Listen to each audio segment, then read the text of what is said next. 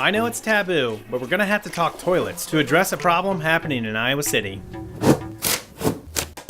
Flushable wipes, personable wipes, intimate cleansing cloths, call them what you like. To Tim Wilkie, they're a pain in the butt. Just remember, anything you flush down the toilet ends up at the wastewater treatment plant. I know what you're thinking. It says flushable right on the box. Well, they do go down the toilet.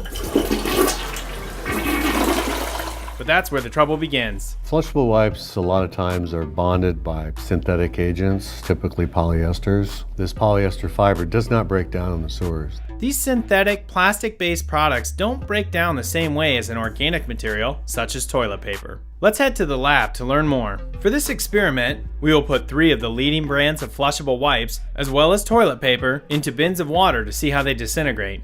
We'll let the magnetic stir sticks do their thing and we'll check back in a bit. The city attempts to catch unwanted materials that come through the sewer during a couple of different steps.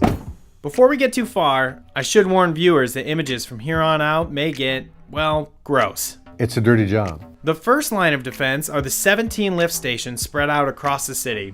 These use large baskets to collect materials that flow through the 300 miles of sanitary sewer pipes in Iowa City. What the basket does, it collects floatable material that's in the waste stream coming from the sewer system that would not necessarily be biodegradable within the treatment plant. Twice a week, these baskets are emptied in an effort to keep items like wipes from causing problems. If it's allowed to go downstream, it has the potential to cause blockages in the collection system itself and could plug up the pumps as well. And that could lead to backups in your home, which nobody wants. Ew, yuck. Let's all take a moment to thank Josh for his work. But it doesn't stop there. We don't always catch everything in the basket.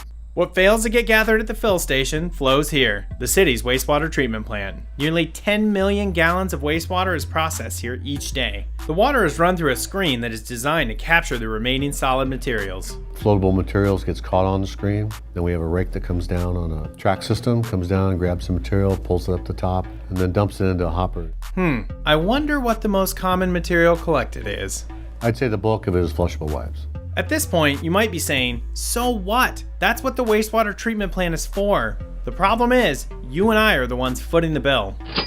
There's increased maintenance costs because of the flushable wipes. State as tax dollars. Not only does that mean more work to be done by the employees at the treatment plant, but costly breakdowns can also occur. If it gets through the screens and gets into the system, there is opportunity for it to get into a pump. Then the pump can overheat, causing damage to the bearings and to the pump itself. Let's go back to the lab for the results of our experiment. After an hour in water, the toilet paper is completely diluted.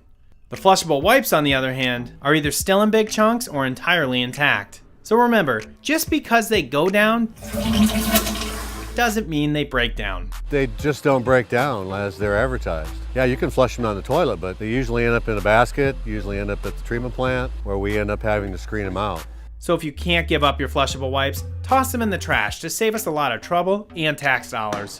And there's no buts about it. Sticking with the organic stuff is the best option. As it is, toilet paper is the only material which will flush and will break down in the collection system. Well, yeah, no